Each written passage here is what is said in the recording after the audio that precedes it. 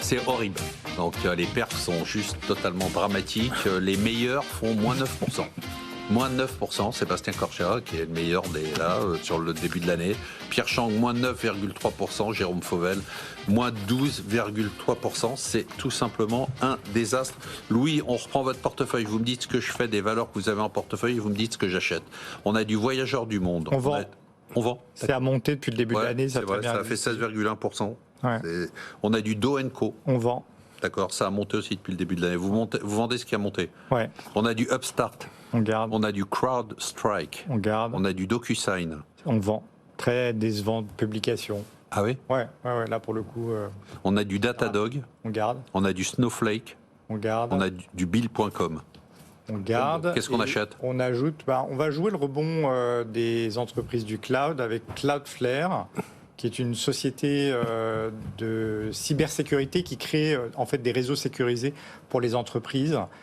Pour avoir accès partout dans le monde à un réseau parfaitement sécurisé. On sait que la cybersécurité aujourd'hui, c'est un sujet majeur. C'est une entreprise qui croît à 50% par an sur les 5 dernières années, de manière à peu près étale, et qui continue à avoir des perspectives très importantes. Elle faisait 200 millions de dollars de chiffre d'affaires il y a 4 ans. Elle va faire 1 milliard de chiffre d'affaires cette année. Rentable. Elle est à l'équilibre. Mais elle a un potentiel de rentabilité qui est de l'ordre de 30%. Aujourd'hui, elle court après sa croissance.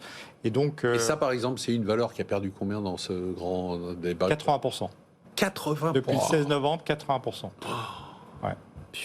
Ah ben, donc là, et ça, c'est pas une boîte, donc il n'y a pas de cash burn, puisqu'elle finance sa croissance. Enfin, elle a 4 milliards de cash sur son bilan, donc, et elle vient de finir son programme d'investissement de cash burn.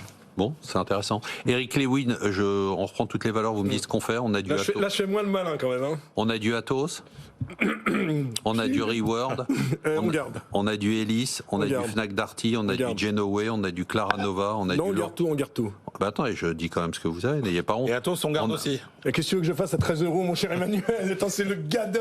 Et en plus, il me remet dans la gueule ce problème d'Atos. On a du L'Oréal, on a du Blockchain Group, on garde. On a du Alten, on garde. Et vous avez une valeur en hausse, c'est toi que ça est en hausse de 1,1%.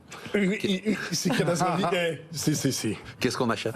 On achète du Dassault Systèmes, qui est un titre quand même qui est passé de 56 € à 34 €, éditeur de logiciels, très bien positionné sur l'usine du digital, ce qu'on appelle l'usine 3.0, sur les essais de cliniques. Ils avaient acheté une boîte aux États-Unis qui s'appelle Medidata.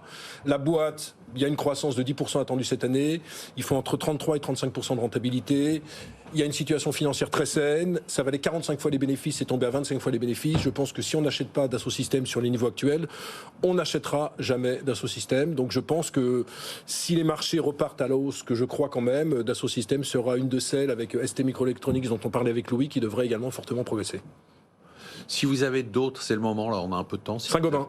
Saint-Gobain, j'ai entendu. ST Micro, vous m'avez dit. Oui, ST Micro, LVMH. Vous avez dit Hermès, LVMH. Je ne les mets pas dans mon portefeuille. Non, je comprends, mais si aujourd'hui... Schneider Electric quand même, qui a perdu aussi 35% depuis le début de l'année et qui est massacré. Peut-être Apple quand même, qui vaut 14 fois les bénéfices aux États-Unis.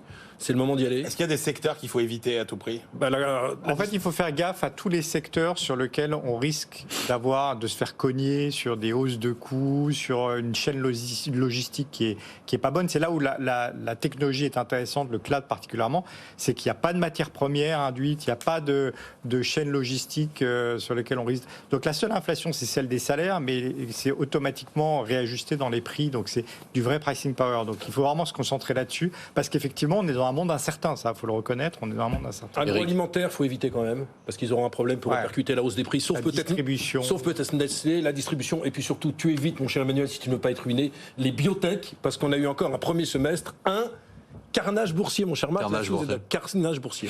Et puis on évite les boîtes qui sont trop endettées, qui ne sont pas encore rentables, etc., etc. Il y en a quand même un certain nombre.